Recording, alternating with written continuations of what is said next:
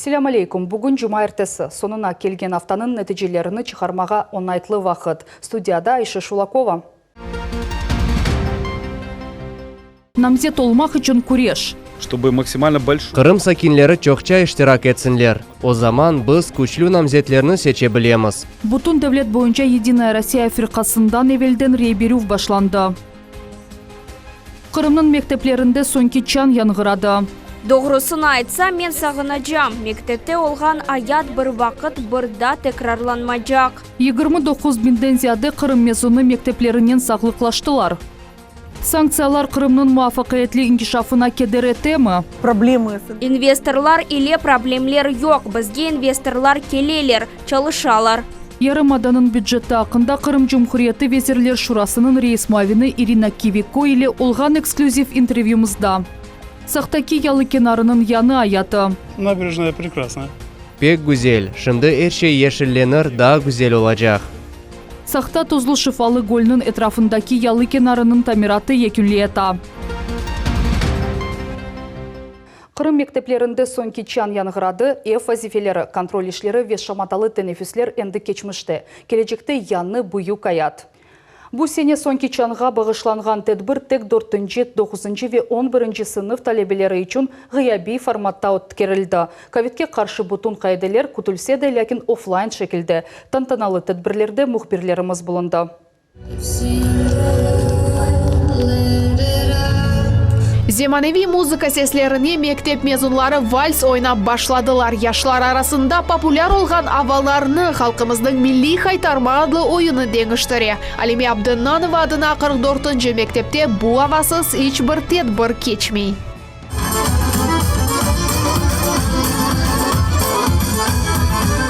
Mezunlar için sonki çan kakılam keçken yılga bakkanda tedbir endi offline şeklinde keçirilem. El çırpmalar, ana babalarının koz yaşları, musafirlerinin tebrikleri ve ittiram dairesi bugün bütün dikkat mezunlarga ayrılgan. Bugün biz için pek heyecanlı gün. Sabah erte uyandık. Keyfimiz yaxşı, tışkı kıyafetimiz dülber olsun dep tırıştık. Diğer mezunlarga da güzel keyif bağışlamaga istedik. Sonki tantanalı mektep tedbiri akıllarında ebediyen kalacak. Şimdi olar nasıl birinci keresi rale başına oturganlarını, bağ kazanganlarını ve yanı dost tapkanlarını hatırlaylar. Bu kasevetsiz vakit bir gün gibi keçip ketті. Doğrusunu aytsam, men sağınacağım. Mektepte olğan ayat bir vakit bir daha tekrarlanmayacak. Mında bizim balalığımız geçti. Bu mektepte ostuk, yani mektebimiz ikinci evimiz. 45-11 sınıf ve 89-9. sınıf talebesi okuv yurtını bitiriye mektepnin tarihinde bu endi 4. mezuniyet. 9. sınıftaki imtihanlar endi başlandı. Bir imtihan tapşırıldı. İlerideki hareket iyun ayının ortasında kadar bara. 11. sınıflar ise imtihanlarını iyunun 1. günleri yazıp başlaylar.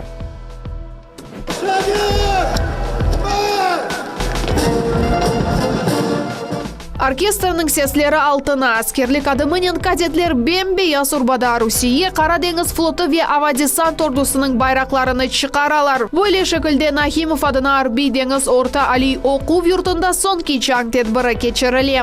Rusiyanın Arbi Deniz flotunun gemileri ve su astı kıyıkları Arbi Deniz cezinatını seçken mezunlarını bekley.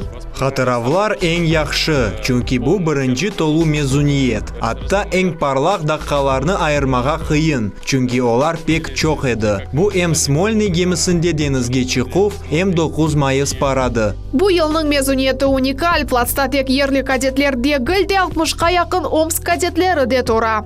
Bizni sonki mezuniyet yılında mında geçirdiler. Çünkü Omsk'teki Arbi kadet korpusumuzun binası kazayı alda buluna. Pek heyecanlanam. Bugün hayatımın en emniyetli günü. Sonki çan tedbiri. Men Karamanşehir Akyarda bulunganıma pek kuvanam. Sonki çan neticevi devlet attestatsiyasına timsali keçiş kibidir. Onu bu sene herkesge berdiler. Bu oku yurtundaki dersler başka mekteplerinkiden ayrılıp tura. Kadetler katı kayde ve rejim boyunca yaşaylar.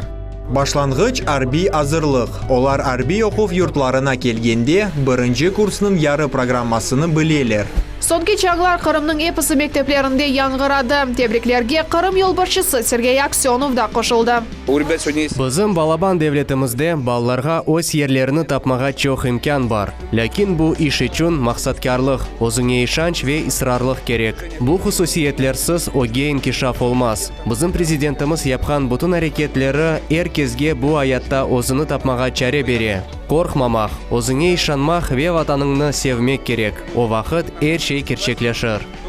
Умумен 11 ве 9 сыныфларының 29 биңден зияде талебесі мектептерінен сағлықлашты. Оларның оглерінде имтиянлар ве парлақ аят еллары бар. Бу яз күнлері эпосы балларға гүзел ратланмаға ве күч топламаға телейім. Соң есе яңы жасаретнен аятның ве оқымның дегер басамақларына көтерілсіндер. Сонки чаң бұл балалық ве буюк яшайыш арасындаки бір сынар. 2021 сенінің неселі девлетімізді муфақиетке алып кетежеклерінің сырасына еменлікнен қошыла. Саясет терразелерінде вақыттан эвел рей берув бұл автанын эсас мевзусы. Майысының 24 күні Единая Россия фырқасындан Русия Девлет Думасына намзетлер сечілеуі башланды. Намзетлеріні халық өзі сече. Бұны япмаға пек қолай. Интернетке кіріш керек. Бөлелікнен саляв бөліклеріне бармақ мүмкін, саляв бөліклері майысының 30-дан өз қапуларына ачажақ. Тапсилатлар невбеті келевхамызда. Телефонда бір хачбасуф весечім япылды. Земаневи технологиялар дәвірінді рей бермеге аттак кезінті вақытында мүмкін. Бірінші курс студенті Анастасия Ковязина Қырымны Девлет Думасында темсил етечек бір намзетнің иш биографиясыны диққатлы огренді. Өзіңнің гражданлық боржыны көстермек керектір. Первасыз олмамалы. Мен үшін керчектен де тәжірибелі олған нәтижелеріні көстерген ве файда кетірген намзетні сечмек пек еметледір. Еркес өз намзетіні саляв ноқталарына бармайып онлайн форматта сечмесі мүмкін. Тек гаджет ве интернетке кірме имканы олсын. Госуслуги сайтында қайт олынмақ керек. pgr.ru сайтына кіріп, рей бермеге істейім вазифесіні сечмелі. Сон әршей қолай кеті, чүнкі экранда бұтын электрон қаранелер бар. Соныра бюллетенлерге кечеміз. Мында намзетні сечеміз, егер істек олса, әркез үшін рей бермеге мүмкін. Единая Россия фырқасы бойынша велден рей берув майысының 24-інде башланды. Иштиракчилерінің шақси малюматлары ве сечімнің сыры сақланылы. Система фырқа мутихасыслары ве IT экспертлері тарафындан чоқ керелер тешкірілгендір.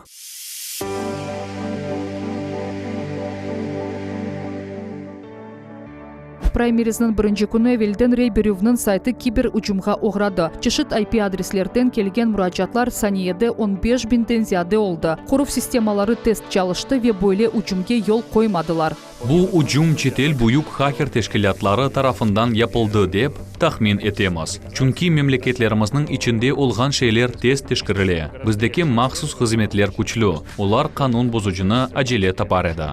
Тек Единая Россия фирқасы салявлардан әвел бұйық репетиция кечіре. Намзетлеріні гызле ве фирқа принциплері бойынша сечілмейлер. Ершей ачық ве айдын кечіріле. Сиясет теразесінде тек ақықы ишлер. Халық айны олар үшін өз сесіні бере.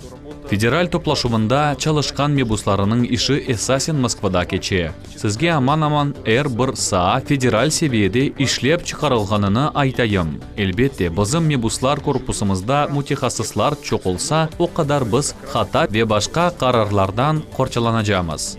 Думада ер алмақ үшін тек иш башында тұрған саясетчілерде гүлде волонтер ве жематчылар да бар. Бізде рей берув бір мандатлы округлар ве жедвел бойынша олажақ. Бюллетенлерде 32 исым yazılacak. Оларның арасында зинатлары, динглері, чешіт түрлі олған адамлар белгілейдек. Фирқа азаларындан ғайры волонтер ве фирқасыз адамлар да иштирак етежеклер. Намзетлер ерлі сакинлерінің меселелеріні яқшыжа білмек үшін Қырымның чешіт, шерве районларында чықышта болуналар. Бойлелікнен Ғалибе қазанған намзетлер өз аргументлеріні яқшыжа işletmеге, программаларына eğileştirmеге имкан ярата. Программада да не етмей бе насыл деңішмелер керек олғанына адамлардан ешітмеге мүмкін. Бұл сененің праймеризі кечкен елға баққанда да фаал кече. О қырымлыларының яны сиясет шекіліні ярата. Единая Россия фырқасы Қырым бөлігінің кәтебі Владимир Константинов тамам бөле фікірде. Бу сене эң азы 5% онлайн шеклинде рей бережек. Бу яңы форма. Біз оны огренмеге башладык. Келечек йылы небеттеки сайлавлар онлайн форматта кечирилмеси мүмкін. Кырым сакинлеринин Бутун Русия сайлавларында иштираки дүйнө жамаатчылыгынын диккаты алтында тура. Чет эл провокаторлары эр бир адымны көзөтөлөр. Біз жемаат палатасындан ишанчызлык ве сактылыкке yol коймайжак көз этижелерини yolламага тырышарык. Біз Русияде сайлавлар ачык айдын кечирилмесini көстөрмеге тырышажамыз. Майыстын 30-ында Вилден рей берүүнүн соңки күнү. Адет боюнча Кырым сакинлери жашаган жерлерде шахсин сайлав нокталарында да рей бермеге мүмкүн олажак. Саба 8ден акшам 8ге офлайн рей бермеге мүмкүн олажак. Кырым боюнча 230 сайлав дамарталары чалышажак. Бунен бир сырада онлайн шеклинде де seçim yapmağa mümkün. Праймериздің нәтижелері июнь айының башында çıkarılacak. Şimdi ise yayınımızın növbetteki mevzusuna geçeceğimiz. Kırım büdjeti, sanksiyalar, yatırımlar ve bizneske devlet yardımı hakkında Cumhuriyet Vice-Naziri Irina Kiviko ile sohbet edeceğimiz. Millet Telekanalı için mahsus интервьюсы. Ирина Валерьевна, здравствуйте. Здравствуйте. В год пандемии Крым показал хорошие финансовые результаты. Доходы региона составили 209,4 миллиарда рублей, расходы 208,2. Как удалось достичь таких результатов? Конечно, большинство наших доходов это составили безвозмездные поступления. Была оказана помощь федерального центра, в том числе была выделена дотация на выпадающие доходы в связи с коронавирусом, потому что, к сожалению, у нас доходы были снижены на собственные на 1,2%, но та дотация, которую мы получили из федерального бюджета, покрыла выпадающие доходы бюджета республики, связанные с пандемией. Конечно, работали, большинство отраслей показало положительный рост за 2020 год. Как вы знаете, у нас рост инвестиций. За прошлый год инвестиции составили 220 миллиардов, в том числе частные инвестиции, больше 124 миллиардов рублей. И эта цифра предварительная, потому что окончательные отчеты будут после 1 июля подготовлены Росстатом, поэтому цифры могут еще увеличиться по сравнению с теми, что я называю. Беспрецедентная работа проводилась по увеличению собственной доходной базы. У нас проводились заседания комиссии по увеличению. Было проведено в целом по Республике Крым вместе с муниципалитетами более 700 заседаний комиссии. И эта работа привела к тому, что были дополнительные поступления, связанные с налогом на доходы физических лиц, со специальными налоговыми режимами, погашена задолженность по арендной плате за землю и по имуществу. Работа проводилась всей командой Республики Крым, начиная с муниципальных образований и заканчивая Республикой Крым. Спасибо большое нашим администраторам доходов. Основным, конечно, является Федеральная налоговая служба, которая в пандемийный год показала беспрецедентную работу, направленную на поддержку бизнеса и комфортность уплаты налогов у нас была продемонстрирована, потому что все это было в электронном виде, и тем не менее у нас не выросла задолженность, все платили налоги. Самое главное, сохранена численность. У нас в малом и среднем бизнесе занято более 176 тысяч сотрудников. Мы благодарим бизнес за то, что эта численность была сохранена. Плюс у нас с 1 июля появился новый режим самозанятые. И у нас уже на 1 мая было зарегистрировано более 19 тысяч самозанятых в Республике Крым. И это всего лишь за период с 1 июля по 1 мая. Поэтому мы и в этом году, в 2021, продолжаем работу, связанную с увеличением доходной базы. Глава республики поставил конкретную задачу с каждым муниципалитетом отработать конкретный доходный источник для каждого муниципалитета. Мы сейчас совместно с Министерством финансов, с Министерством экономического развития делаем такую разбивку с конкретной задачей каждому главе администрации. Я думаю, что уже к концу июня мы все это презентуем всем. По итогам 4 месяцев в 2021 году консолидированный бюджет Крыма исполнен с профицитом в 2 миллиарда рублей. Удалось ли покрыть все расходные обязательства республики? Конечно. Мы все расходные обязательства исполняем своевременно. Основные расходы, которые у нас есть, это расходы, направленные на развитие образования, на социальную поддержку, на здравоохранение, то есть социальная направленность. Все расходы финансируются своевременно, день в день, нет никаких задержек, выплаток. Также финансируется строительство федеральной целевой программы. Также у нас в этом году активно движется строительство за счет средств, выделенных городом Москвы. И вы знаете, что у нас строятся площадки, благоустраиваются территории. И все это видят, потому что это происходит по всему Крыму. И эта работа в этом году также продолжена. Вы часто встречаетесь с иностранными делегациями. Совсем недавно в Крым приезжала делегация из Армении, Узбекистана и Белоруссии. Активно идет сотрудничество и с Кубой. Какие в первую очередь крымские товары интересуют иностранцев? Вот можно начать с Армении, потому что не так давно мы как раз с ними прорабатывали. У нас была бизнес-миссия наших бизнесменов в Армению. Проведено более 20 переговоров.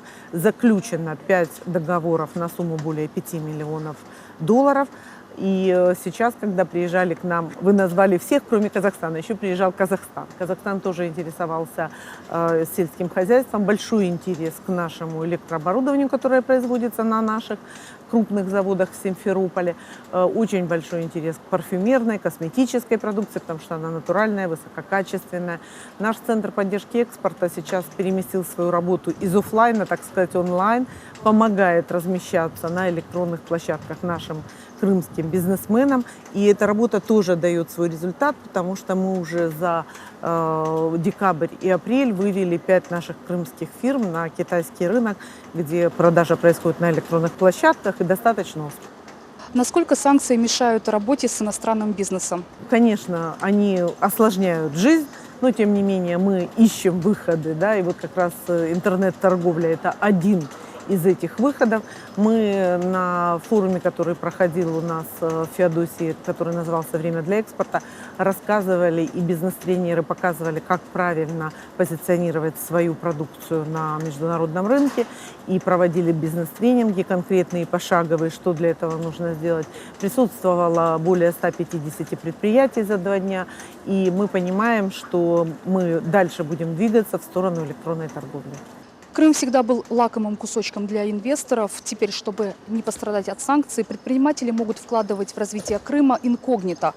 Это уже дало какие-то результаты? У нас инвесторы и так успешно к нам заходили. Да? У нас и через свободную экономическую зону зашло более 1200 инвесторов. И по специальному такому уникальному инвестиционному режиму через корпорацию развития у нас зашло более 212 инвестиционных соглашений подписано. То есть у нас проблемы с инвесторами нет. То есть к нам инвесторы приходят, работают. Есть еще определенные административные процедуры, которые мешают, скажем так, скорости реализации инвестиционных проектов. Но мы сейчас в правительстве работаем над упрощением регламентов. Задачу нам глава республики поставил максимально упростить и уменьшить количество дней на рассмотрение тех или иных документов, чем мы сейчас и занимаемся. Крымским предпринимателям списали 93% суммы льготных кредитов. Что это за программа и какие сферы деятельности попадают под эти критерии? Это была программа, называлась она ФОД 2.0. Если сохранилась занятость на 1 апреля 2021 года, эта программа действовать стала с апреля 2020, то списывается полностью вся сумма кредита. Эта программа нам и помогла в том числе сохранить занятость в Крыму, то есть не было массовых увольнений. И мы уже вот подвели первые итоги, что списано 93%. Сейчас на 2021 год действует программа ФОД 3.0. Уже банки рассматривают заявления, потому что уже поступило более 1000 заявлений по программе ФОД 3.0. Имеют право участвовать малые, средние и крупные предприятия из пострадавших отраслей в прошлом году. Критерием тоже является сохранение занятости. И для крупных и средних предприятий можно участвовать только тем, у кого основной АКВЭД из пострадавших отраслей, а малым можно, если и дополнительные были АКВЭДы из пострадавших отраслей. Поэтому я думаю, что в этом году наши предприятия тоже успешно будут пользоваться этой кредитной программой, которую оказывают наши банки. Крым станет пилотной площадкой для производства экотранспорта. Будет ли оказана государственная поддержка для развития этой отрасли? Да, такая рабочая группа создана при правительстве Российской Федерации. Суммы называются очень большие. Программа сейчас пишется. Очень приятно, что наше предприятие вошло в эту рабочую группу и участвует в написании программы. Наше предприятие знаменито тем, что они используют российские литиевые батареи, которые, во-первых, заряжаются в течение 3 часов, а во-вторых, можно проехать более 100 километров на одной подзарядке. Поэтому я думаю, что сейчас рано говорить о тех или иных средствах, потому что программа сейчас обсуждается. Как только программа будет принята, мы дополнительно расскажем. Ирина Валерьевна, спасибо за интервью. Спасибо. Балчықтан ялы кенарына сақшырынды шыфалы гол бойындаки мейданыны абаданлаштырдылар. Эвелесі бұл бош бақылмаған ерде шымды кезінті зоналары ратлық үшін ерлер, декоратив голлер, тереклер, спорт бала ве көзетюв мейданчықлары, шадырванлар атты амфитеатр бар. Гол ялысында әнді ішлерге күнленді 2,5 километрге қадар яны земаневей инфратертап. Федераль бюджеттен 800 миллионға қадар рублен неге масраф етілді. Тәфсілатлар бізім левхамызда. Сақ шерінің мерkezінде адам еленен яратылмаған мүжізеви бір ер. Елі асыр евелесі табиатта Қырым чөлінің ортасында тылсымлы чешме пейда олды. Евелесі бұл деңіз көрфезі еді. Ләкин вақыт кешкенінен о деңізден боғазінен айырылды.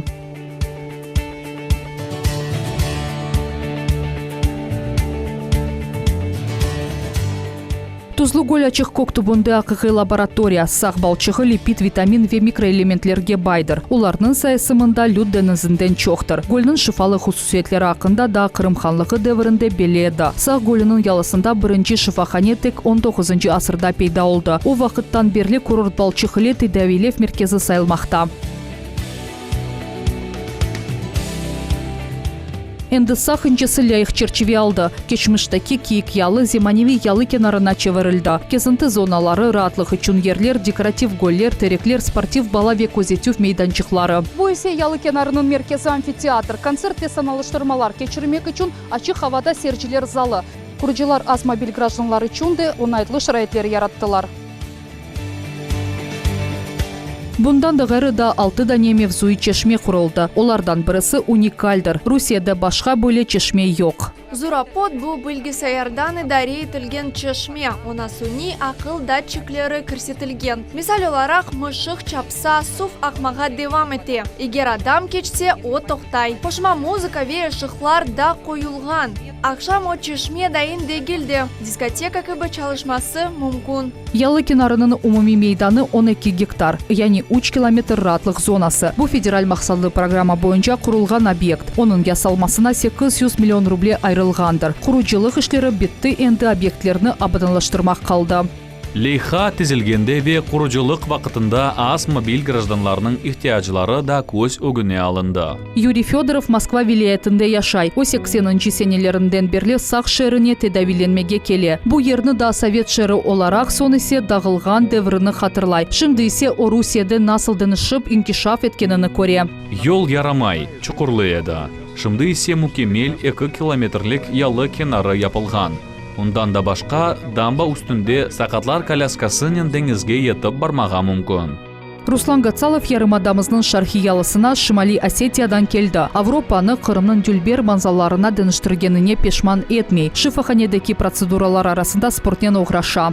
Пе гүзел. Керчек айтсам, мен шаштым. Бойле севиеде ялы кенарлары аз. Авропада кезмек чапқаламақ үшін бойле ерлер чоқ дегіл. Мемнуным.